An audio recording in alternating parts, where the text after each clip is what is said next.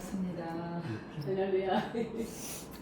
오늘 우리에게 이로부터 주신 말씀은 하나님께서 순교에 대해서, 우리의 사명에 대해서 귀한 은혜를 허락하셨습니다. 그래서 오늘 우리 크리스찬들이 또한 주의 종들이 선교사님들께서 이 사명을 감당하다 보면 여러 가지 어려운 일들이 앞길에 걸림이 될 때가 많습니다. 그래서 오늘은 말씀 안에서 우리가 이 순교에 대해서, 우리의 사명에 대해서, 믿음에 대해서 순서대로 한번 성경을 찾아가면서 말씀 안에서 우리가 참 자유함을 얻을 수 있는 시간을 가져보려고 합니다. 먼저 이 순교라고 하면은 대부분 크리스찬들이 이 부분에 대해서 상당히 우리가 순교는 어떤 것을 얘기하고 어디까지가 순교고 어디까지 또 순교가 아니고 그냥 크리스찬의 죽음이라고 얘기할 것인가, 이제 이렇게 이제 분류를 나눠서 얘기할 때가 있더라고요. 근데 먼저 요한복음 21장 19절을 제가 한번 봉독할게요. 이 말씀을 하시면 베드로가 어떠한 죽음으로 하나님께 영광을 돌릴 것을 가리키시니라. 이 말씀을 하시고 베드로에게 이르시되 나를 따르라 하시니.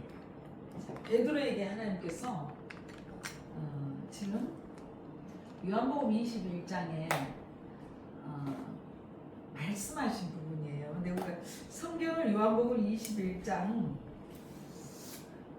19절 이전의 말씀을, 성경을 한번 다시 한번 찾아보면서 예수님이 베드로에게 하신 말씀에 대해서 참뜻이 무엇인지 한번 자세히 한번 볼게요. 자, 요한복음 21장 19절 이전에 어떤 말씀이 있냐면요,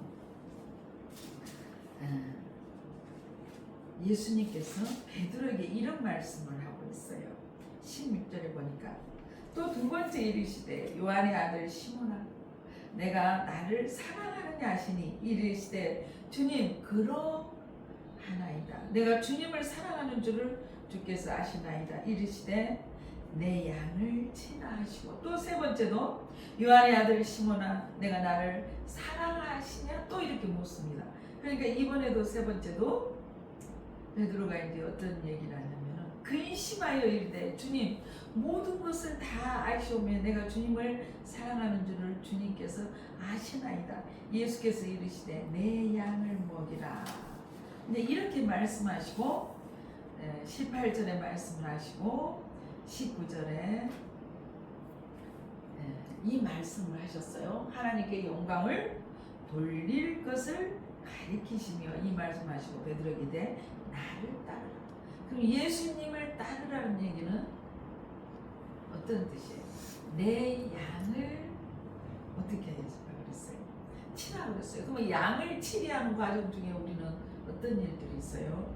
예수님의 제자들이 카타콤 속에서 이제 숨어서 뭘 했어요? 낮에는 숨어서 기도하고 예배를 드리고 밤이면 나가서 복음을 전하셨죠. 자, 근데 그 예수님의 제자들이 그 시대에 얼마나 공부한 사람이었겠습니까? 오늘 우리가 이 예수님의 제자 되는 삶을 살아가는 과정 중에 참으로 넘지 못할 삶들이 참 많습니다. 자, 우리 선진들은 주기철 목사님을 위시해서 복음을 전하다가 옥에서 순교를 당하시고, 또 곳곳에 복음을 전하면서 그 시대마다 세우신 왕들하고 부딪혀서 또 감옥에 들어가서 또 옥고를 치르시는 분들도 있고 그래요. 그러나 연세가 많으신 분들은 감옥에서 이제 잡혀 들어가서 어떤 상황이 됩니까? 또 거기서 이렇게 목숨을 내놓고 사명 감당하라 주님 앞에 가시는 분들도 있죠. 제가 아주 존경하는 목사님께서 아프리카 다마스커스에 90세가 넘으셔서 이제 선교사로 가셔가지고 그곳에서 순교를 하셨어요. 그 아프리카 다마스커스에 교회를 건축하려고 90만 원이라는 돈을 준비해가지고 있는데 그 다마스커스의 강도들이 그걸 노리고 교회를 건축 못하게 와서 총으로 쏴서 이제 순교를 하셨어요. 자, 이 순교한 우리 이제 원로 선교사님들은 과연 어디에 계실까요? 그리고 우리가 지금 겪고 있는 이 현실 속에 우리가 겪는 이 현실 가운데 하나님께서 예수님께서 우리에게 어떤 순교자에게 은혜를 베푸신가를 한번 차근차근 찾아보려고 해요. 자, 히브리서 11장 4절 보니까 제가 한번 같이 한번 봉독하겠습니다. 같이 한번 봉독합니다. 시작. 믿음으로 아벨은 가인보다 더 나은 제사를 하나님께 드림으로 의로운 자라 하시는 증거를 얻었으니 하나님이 그 예물에 대하여 증거하시니라. 저가 죽었으나 그 믿음으로 오히려 뭘 한다는 거죠? 말하였느니라. 자, 이런 히브리서 14장에 말씀이 있어요. 자, 그런데 저는 신앙생활하면서 3년 감당이었어요. 이 말씀에 대해서 굉장히 위로를 받았어요.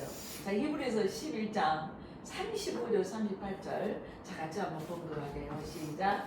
여자들은 자기의 죽은 자를 부활로 받기도 하며 또 어떤 이들은 더 좋은 부활을 얻고자 하여 악행을 받되 구차하며 나지 아니하며 또 어떤 이들은 희롱과 채찍뿐 아니라 결박과 옥에 갇히는 시험도 받았으니 돌로 치는 것과 톱으로 펴는 것과 시험과 칼에 죽는 것을 정하고 양과 염소의 가죽을 입고 유리하여 궁핍과 환난과 학대를 받았으니 이런 사람은 세상이 감당치 못하더라. 저희가 광야와 산들과 아물과 돌에 유리하였느니라. 자, 산중에 있는 이 암혈과 토굴은 어디예요? 그 시대에 카타콤 속이었죠.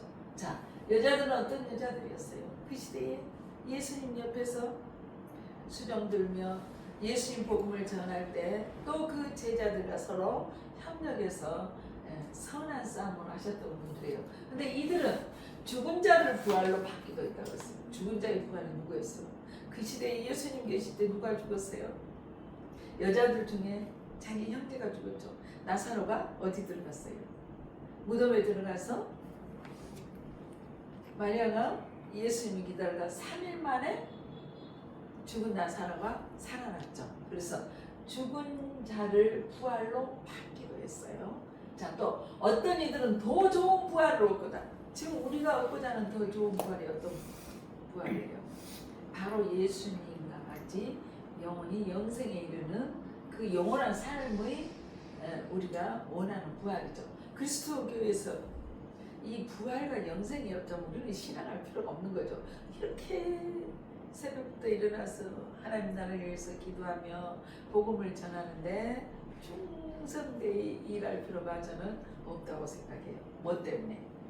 예수님이 이 땅에 오셔서 우리에게 허락하신 이 부활 때문에, 영원히 사는 것 때문에.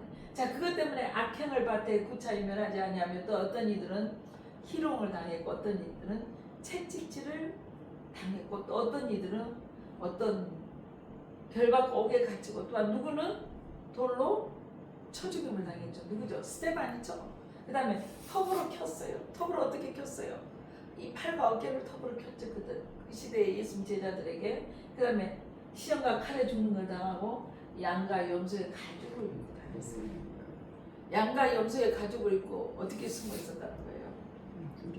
아, 양에 가죽을 입으면 어떻게 양처럼 보이잖아요. 근데 복음을 전하다가 어려운 상황에 처하면 숨어야 되잖아요. 잡혀가지 않으려고. 그래서 이런 사람은 세상이 감당치 못하다. 제가 이제 천국을 끌려갔다 왔잖아요. 그래서 천국을 끌려갔다 온 다음에는 이 세상께 두려울 것이 없어요. 그 전에는 이제 복음을 전하고 전도를 하고 이 선교 사역을 감당하다가 핍박이 들어오면 어째요? 핍박을 하면 아휴 정말 이 일을 해야 돼 말아야 돼. 언제까지 나는 이 핍박을 받아야 돼? 언제까지 이 멸시를 받고 이 사명을 감당해야 됩니까? 마다 성전에 가서 철야를 하면서 이제 하나님 앞에 구했었죠.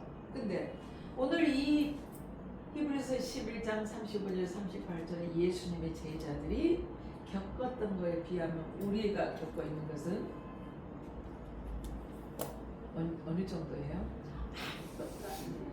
이것도 아니에요. 저는 실제로 제가 이제 천국으로 끌려갔다가 다시 이제 지옥에 있는 우리 이제 가족들을 보고 그 지옥에서 그 포스코의 불처럼 또 그 불 속으로 제가 들어가서 그 불 속에서 영원히 타지 않는 곳에서 그 고통을 받다가 다시 예수님이 저를 천사를 통해서 꺼내줬어요. 근데 그 고통을 겪었기 때문에 지금 이 현실 속에서 어떤 상황과 여건에 대해서도 참고 인내할 수 있는 그런 능력 본세를 주님이 주신 거죠. 자, 우리가 집에서 가스레인지에 한번 손을 한번 데인다든지 아니면 바늘로 심하게 찔린다든지 할 때 따끔하다든가 아니면 불 때문에 아주 그냥 몸에 전율이 오면서 고통이 느껴져요. 그럴 때마다 저는 어떻게 참으셨을까? 예수님 어떻게 참으셨을까? 그 생각을 이제 가끔씩 하고 있습니다. 자, 오늘 옥에 갇힌 우리 지금 복음을 전하다가 그곳에 잡혀 들어가 계신 분들 생각할 때 좀 가슴이 아프더라고요. 그렇죠. 근데 그 시대의 예수님 제자들에 비하면 요새 말로 헐 나은 거죠. 견딜 수 있는 거죠. 자, 그래서 이제 저는 이대로 이제 복음을 전하다가 우리가 순교를 당했는데 과연 우리는 어디에 있을 것인가? 참 그게 굉장히 크리스찬들에게 많은 궁금증이죠. 궁금해서 우리는 성경을 이 교리도 찾고 저 교리도 찾고 또 이쪽 교단에는 어떻게 전하는가, 저쪽 또 종교계에서는 어떻게 전하는가, 또 우리가 속해 있는 이 교단에서는 여기까지밖에는 전할 수가 없는가. 이제 이런 갈등을 겪고 있죠. 자, 그거 한번 하나하나 보도록 하겠습니다. 자, 제가 계시록 6장 9절에서 10절을 보니까 이런 성경 구절이 있어요. 자, 다시 한번 우리 같이 한번 봉독합니다.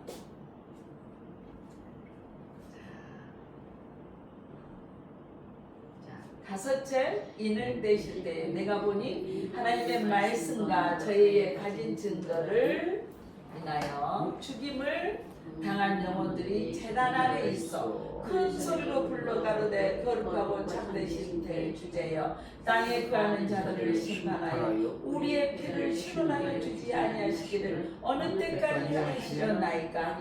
각각 저희에게 흰 두루마기를 주시며 가르사대 아직 30 동안 시대 저희 동무종들과 형제들도 자기처럼 죽임을 받아 그 수가 자기까지 하시더라. 아주 아이러니한 말씀입니다. 자, 어떻게 참아야 된다는 거예요 지금? 어떻게 참으라는 거죠? 저희 동무들과 형제들도 자기처럼 죽임을 받아 그 수가 자기까지 하시더라. 그러니까 지금 어떤 상황이에요 지금? 하나님 앞에 이 순교당한 영혼들이 지금 신호라고 이제 부르짖는 상황이지 않습니까? 그래서 이 저희 동무들과 형제들 자기처럼 죽임을 받아 고수가 자기까지 하시더라. 이것 때문에 교계에서 어떤 교대는 14만 4천이 실제수다 아니면 상징수다. 그 14만 4천이 이제 주장하던 데가 다 찼는데 왜 거기는 부활과 영생이 이루어지지 않고 있느냐. 또 이렇게 또 의문점을 남기면서 갈등이 아주 심하죠. 자, 제가 어디를 보고 왔냐면은 예수님 보좌에 올라가서 지금 이 계시록 20장 4절에 이곳에 이제 제가 끌려 올라갔어요. 그래서 한번 같이 봉독합니다. 시작. 또 내가 보니 보좌들을 보니 거기 앉은 자들이 있어 심판하는 권세를 받았더라. 또 내가 보니 예수의 증거와 하나님의 말씀을 인하여 목뱀을 받은 자들의 영혼들과 또 짐승과 그의 우상에 경배하지도 아니하고 이마오선에 그의 표를 받지도 아니한 자들이 살아서 그리스도와 더불어 1000년 동안 왕노르다니. 자, 그래서 이 1000년 동안 왕노를 한다는 얘기는 누가? 또 보좌에, 예수님 보좌에를 보니 거기 앉은 자들이 있어서 심판하는 권세를 가지고 있더라는 거예요. 근데 그 자들이 누구냐? 예수님을 증거하다 하나님의 말씀을 전하다가 목배임을 받은 자들의 순교자들을 지금 말하고 있어요. 또 짐승과 그의 우상에 경배하지도 아니하고 이마오손에 그의 표를 받지도 아니한 자들이 살아서 그리스도와 더불어 1000년 동안 왕노릇한다. 그래서 우리 지금 교단에서는 이걸 전천년살, 천년 왕국을 얘기하고 있습니다. 그래서 또 이것을 첫째 부활이라고 또 얘기하고 있죠. 그래서 저는 이제 이 부분에 대해서 제가 이제 말씀드리고 싶은 것은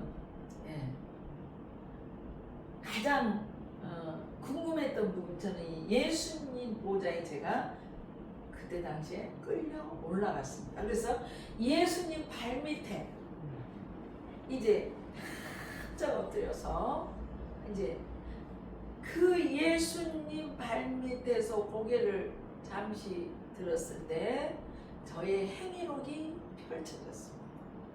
그래서 그 행위록에 의해서 예수님과 영원히 같이 할 것인가, 아니면 저 지옥의 형벌에 그 사망의 불못에 거할 것인가가 결정되더라고요. 그래서 저는 그 당시에, 지금부터 30년 전에 예수님 발밑에 가서 저의 행위록 때문에 이 심장이 바닥에 붙어서 정말 얼어붙어서 이러지도 못하고 저러지도 못하고 벌벌벌 이제 떨었었죠. 자, 그러면 오늘날 이 순교당한 이분들은 어디에 계실까요? 그게 참 궁금하죠. 궁금하지 않으세요? 네? 어떤 분들은 순교당한 그분들이 지금 예수님과 아주 멋진 곳에서 계신다.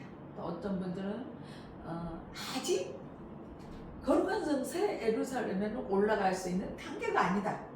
아니면 또 어떤 분들은 그냥 잠들어 있다. 또 어떤 분들은 이제 때가 되면 또 예수님께서 기회를 줄 것이다. 자, 그러면 우리 존경하는 다마스커스에서 순교를 당한 그 김창렬 우리 순교자는 어디 계실까요? 어떤 이제 선배 목사님은 예수님과 같이 장미꽃을 가슴에다 품고 계실 것입니다. 유가족 여러분, 슬퍼하지 마십시오. 예, 맞습니다. 순교를 당했기 때문에 예수님 보좌에 같이 있을 수 있습니다. 자, 오늘 보니까 내가 보좌들을 보니 거기 앉은 자들이 있어 심판하는 권세를 받았더라. 근데 내가 보니까 예수님을 증거하다가 하나님의 말씀을 증거하고 말씀대로 살려고 하다 보니까 순교를 당한 거잖아요. 그러니까 그들이 어디가 있다는 거예요? 예수님 보좌에 있더라 없더라? 있더라는 거예요. 그래서 저는 예수님 보좌에서 순교를 당했던 제자들의 모습을 직접 만나보고 저에게 하나님의 은혜를 베푸셔서 이 땅에 다시 이렇게 내려올 수가 있었어요. 저의 허물과 죄악으로 인해서는 그 예수님 보좌에 있을 수도 없고 저는 그 사망의 불못에 처할 수밖에 없지만 하나님께서 다시 저에게 은혜를 베풀어 주셔서 이 땅에 돌아와서 이렇게 상급을 쌓을 수 있는 기회를 주께서 허락하신 거예요. 자, 저희 할머니는 순교자인지 아닌지 제가 할머니 얘기를 하면 여러분들이 판단하십시오. 할머니는 이제 연세가 드셔서 교회를 갔어요. 교회를 갔는데 새벽에 저를 깨워요. 눈보야, 빨리 일어나, 빨리 가자. 근데 왜 그렇게 조심스럽게 할머니가 눈보야 조심스럽게 얘기하냐, 할아버지가 깰까 싶어서. 막 할아버지가 깨면 이 새벽에 어디 가냐 그러면 교회에 새벽기도 하러 간다면 뭐가 날아가요? 제떨이가 슝 날아갔어요. 어디로? 할머니에게로. 뭐 어쨌든 할머니가 어디 맞아? 머리도 맞고 할머니 가슴도 맞고. 또 그 다음에 제가 학교 갔다 오면은 눈보야 너는 내일 할머니 따라서 교회 가지 마라 그러는데, 그냥 새벽에 할머니가 저를 조용히 깨우는 거예요. 빨리 가자 이러는데, 할아버지가 기가 밝으셔가지고 언제 그걸 아시고 있잖아요. 예전에는 담뱃대가 길었잖아요. 이 담뱃대를 그걸 가져와서 할머니 머리를 구달하는 거예요. 그럼 제가 할아버지 그러지 마세요. 그러면 내가 너를 가장 예뻐하고 사랑하는데 너는 내 말 안 듣고 왜 할머니를 따라다니냐. 교회 가면은 밥이 나오냐 뭐가 나오냐 먹을 게 나오냐. 이제 할아버지 지로는 그거예요. 그래서 우리 할머니가 핍박을 또 많이 받았어요. 그 다음에 이제 우리 할머니가 예수 믿는 것 때문에, 조상을 모시지 않는다는 예수 믿는 것 때문에 우물을 같이 쓰는 집에서 우물을 파기는 할머니 할아버지가 팠는데, 예수를 믿고 교회를 나가고 제사를 지내서 조상을 섬기지 않는다고 그 우물을 막아버렸어요. 어느 날 제가 학교 갔다 와서 할머니 빨리 목말라요 물 주세요. 그러니까 펌프에 물 빨리 떠다 주세요. 할머니 저 목말라요. 금방 숨는 걸 갈게요. 아마 이렇게 여름이었던 것 같아. 그러니까 할머니가 눈보야 참아라 이러는 거예요. 그래서 왜 저기 항아리에 담아준 물 먹지 시원한 물은 지금 못 먹는다.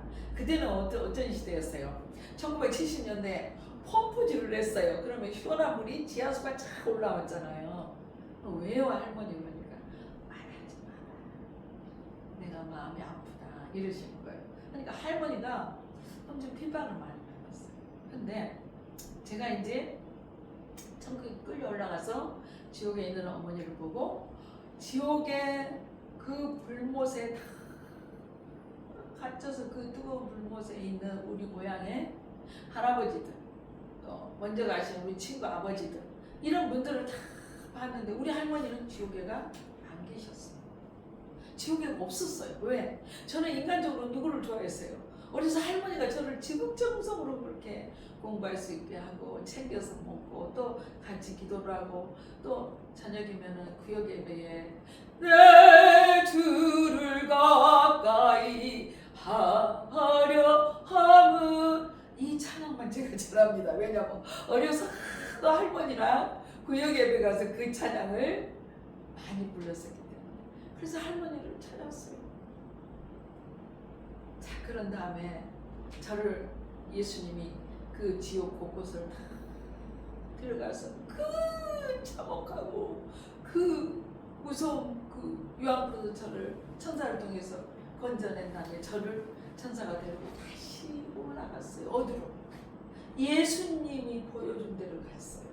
근데 예수님이 보여준 데를 갔는데 거기에 우리 할머니라고 저는 생각하지 않는데 뒷모습이 이렇게 보였어요. 뒷모습이 보였는데 뒤에가 있잖아요. 이런 아주 그 우리가 이 세상에 표현할 수 없는 그 아름다운 꽃인데, 어떤 꽃이냐면 그 유리 보석 같은 꽃이기도 하고, 그런데 이 머리에가 그 보석을 길게 이렇게 늘어뜨리면서 보석들이 박힌 그 날개처럼 그 옷을 이렇게 뒤로 내리는 옷을 입고 계신 분이 앞에 이렇게 걸어가고 계셨어요. 근데 제 느낌에 지금 할머니가 아닐까? 이제 얼굴을 안 봤으니까 할머니가 아닐까? 이제 그런 생각을 하고 있는데, 갑자기 그 할아버지가 뭘 던졌어요. 재떨이를 슝 던지면 할머니 머리에 맞고, 그 다음에 이거